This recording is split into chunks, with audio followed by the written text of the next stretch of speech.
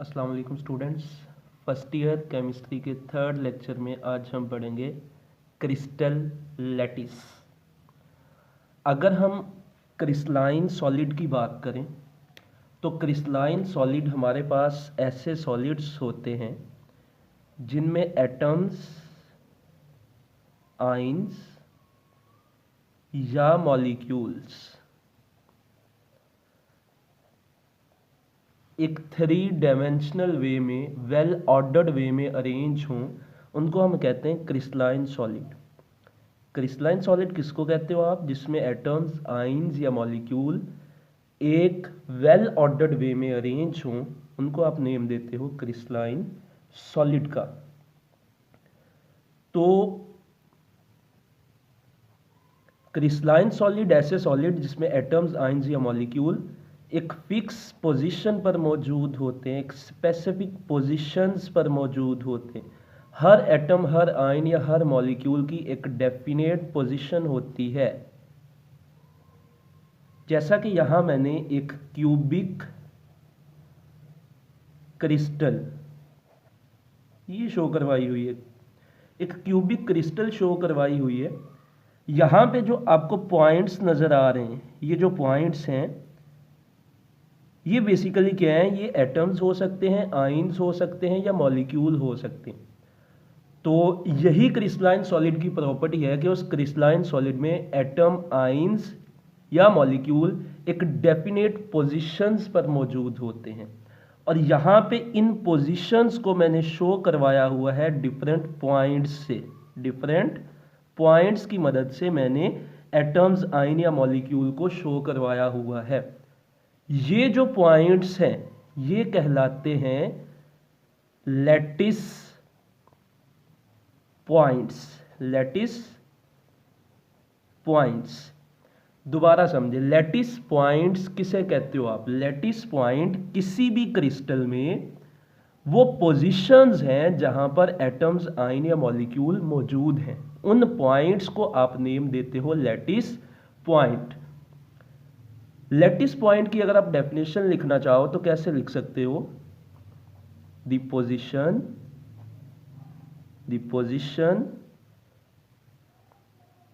Of atoms, ions और molecule in a crystal are represent by points। कि किसी भी क्रिस्टल में एटम्स, आयन या मॉलिक्यूल की पोजीशन को हम किससे शो करते हैं? पॉइंट्स की मदद से। These points are called lattice points. इन पॉइंट्स को आप क्या कहते हो? लैटिस पॉइंट्स का नेम देते हो। तो अभी तक हमने बात की कि क्रिस्टलाइन सॉलिड में जो एटम्स, आइन या मॉलिक्यूल मौजूद होते हैं वो एक डेफिनेट पोजीशंस पर होते हैं, और उन पोजीशंस को हमने इन पॉइंट्स की मदद से शो करवाया है। ये जो पॉइंट्स आपको नजर आ रहे हैं, इन पॉइंट्स को आप नेम देते हो lattice point. No, what is crystal lattice? Lattice point की तो बात हो गई कि किसी भी क्रिस्टल में, किसी भी क्रिस्टलाइन सॉलिड में जिस जिस पोजीशन पर पार्टिकल्स मौजूद हैं उन पोजीशन को आप नेम देते हो लैटिस पॉइंट का। No, what is crystal lattice? Crystal lattice क्या है? तो क्रिस्टल लैटिस आप कहोगे कि इन पॉइंट्स की अरेंजमेंट, ये जो पॉइंट्स हैं इनकी अरेंजमेंट जो कि डिफरेंट साइड में मौजूद है, एक्स एक्सिस के अलोंग है, वाई एक्सिस के अलोंग है, जी एक्सिस के अलोंग है, इन पॉइंट्स की जो अरेंजमेंट है इसको आप नेम देते हो क्रिस्टल लैटिस का। लैटिस पॉइंट की अरेंजमेंट को आप नेम देते हो क्रिस्टल लैटिस का। तो क्रिस्टल लैटिस की डेफिनेशन लिखेंगे हम। क्रिस्टल लैटिस की डेफिनेशन क्या होगी? the arrangement of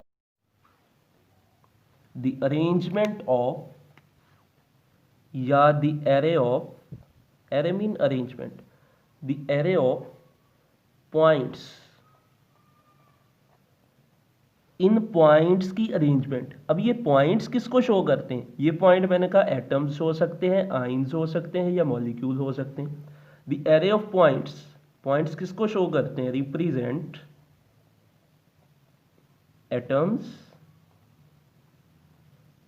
आइंस और मॉलिक्यूल्स। ये पॉइंट्स एटम्स हो सकते हैं, आइंस हो सकते हैं या मॉलिक्यूल हो सकते हैं। किस चीज के? क्रिस्टल के, of crystal. Arranged at different sides. यहां पे आप देख रहे हो कि जो एटम्स, आइन या मॉलिक्यूल हैं ये डिफरेंट साइड्स में अरेंज है। एक्स एक्सिस में अरेंज है, वाई एक्सिस में, जी एक्सिस में। अरेंज्ड एट डिफरेंट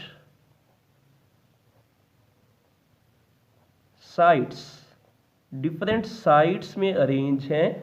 किस डायमेंशन में? 3D मैनर में, जिसमें इसकी हाइट वाज़िया हो रही है, इसकी लेंथ वाज़िया हो रही है, इसकी विड्थ वाज़िया हो रही है।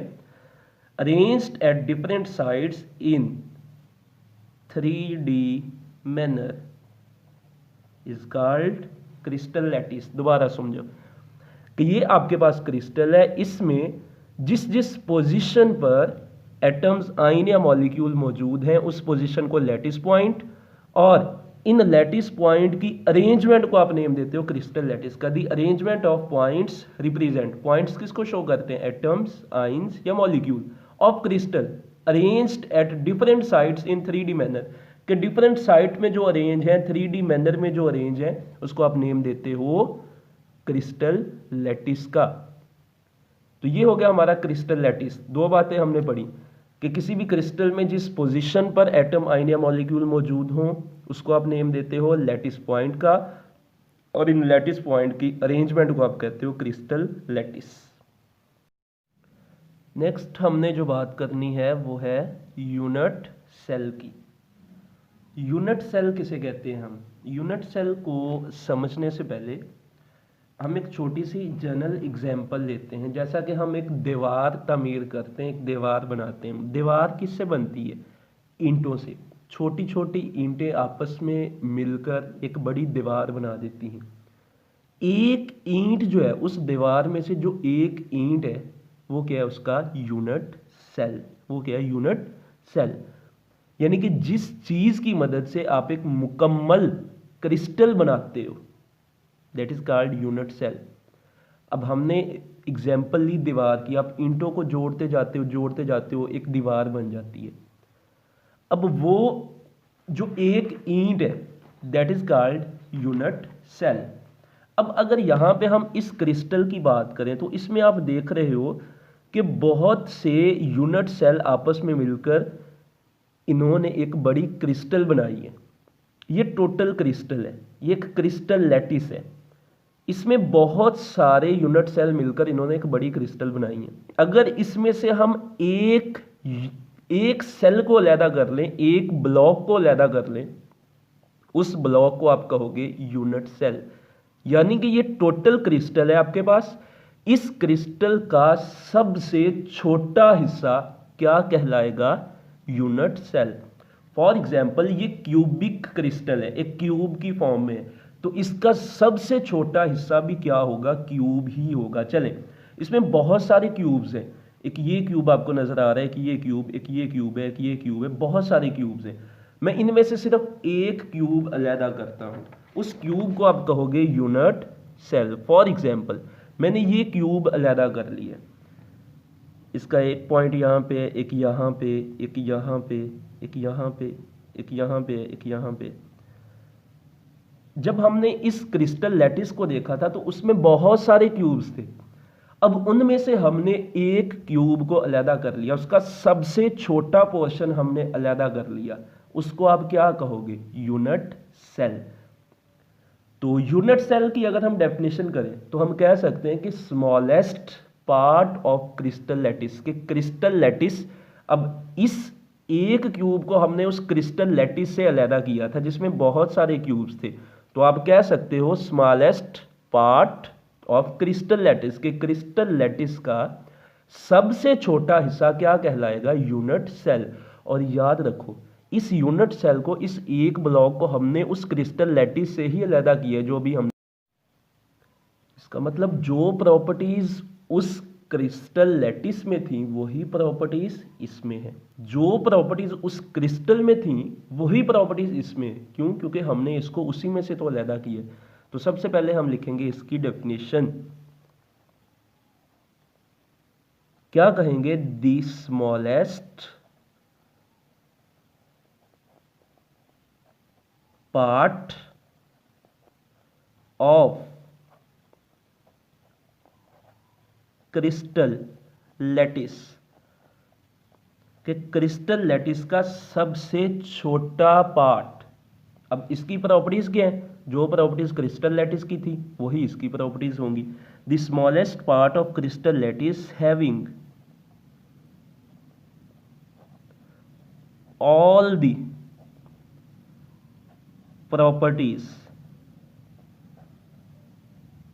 properties of क्रिस्टल, जिसमें क्रिस्टल की तमाम प्रॉपर्टीज मौजूद होंगी, उसको आप क्या कहोगे, इज कॉल्ड यूनिट सेल। उसको आप क्या कहोगे, यूनिट सेल। तो यूनिट सेल की बात हो गई कि क्रिस्टल लैटिस का सबसे छोटा पार्ट जिसके अंदर उस क्रिस्टल की तमाम खसूसियात पाई जाती हों, that is called unit cell. अब इसका मतलब कि अगर आप इस क्रिस्टल की, इस ब्लॉक की, इस यूनिट सेल की ज्योमेट्री की बात करो, ज्योमेट्री या इसकी शेप, ज्योमेट्री मीन इसकी शेप कह लो, इसकी शेप की बात करो तो वो किस से रिलेट करेगी, क्रिस्टल लैटिस से। जो शेप क्रिस्टल लैटिस की होगी वही शेप इसकी होगी, जो ज्योमेट्री उसकी होगी वही उसकी होगी। इसी को तो कहते हैं कि सेम प्रॉपर्टीज होंगी। इसका मतलब कि बजाय इसके, इसका एक फ़ायदा है यूनिट सेल का, कि बजाय इसके हम तमाम पूरी की पूरी क्रिस्टल का मुआजना करें, उसका मुताला करें, हम सिर्फ और सिर्फ क्रिस्टल लैटिस का जो स्मॉलेस्ट पार्ट है जिसको आप कहते हो यूनिट सेल, हम उसका मुआजना, उसका मुताला कर लेते हैं, उसको पढ़ लेते हैं कि जो प्रॉपर्टीज यूनिट सेल की होंगी वही प्रॉपर्टीज इस क्रिस्टल लैटिस की होंगी। तो इसका फ़ायदा ये है कि क्रिस्टलाइन सॉलिड को जब आप स्टडी करते हो, जब आप किसी क्रिस्टल को स्टडी करते हो, तो बजाय इसके कि सारी क्रिस्टल को पढ़ो, आप उसका यूनिट सेल पढ़ लेते हो, उसमें सेम प्रॉपर्टीज होती हैं क्रिस्टल लैटिस की। और यही यूनिट सेल अपने आप को बार बार रिपीट करता जाता है, यानी कि ये छोटे छोटे यूनिट सेल अपने आप को जोड़ते जाते हैं और आपके पास एक बड़ी क्रिस्टल लैटिस बन जाती है। मतलब ये यूनिट सेल अपने आप को रिपीट करेंगे, जुड़ते जाएंगे, बहुत सारे यूनिट सेल मिलेंगे और एक क्रिस्टल लैटिस बन जाएगी। तो नेक्स्ट हम बात करते हैं, इस यूनिट सेल को थोड़ा सा और एक्सप्लेन करते हैं। अगर आप इस क्यूबिक यूनिट सेल को देखो, यूनिट सेल की और भी हमने टाइप्स पढ़नी है, अगले लेक्चर में होंगी, लेकिन अगर आप इस यूनिट सेल को देखते हो तो इसकी टोटल 6 साइड्स हैं। ये बिल्कुल शेप उसी तरह है, फॉर एग्जांपल जिस रूम में बैठे आप ये लेक्चर सुन रहे हो उसकी भी 6 साइड्स हैं।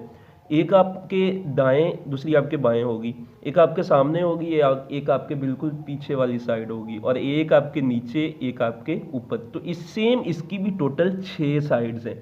तो चले हम इन साइड्स को नेम देते हैं। फॉर एग्जांपल हम ये वाली जो साइड है, इस साइड को कह देते हैं ए साइड। इसी तरह ये वाली जो साइड है इसको हम सी कह देते हैं, और ये वाली जो साइड है इसको हम कह देते हैं बी साइड।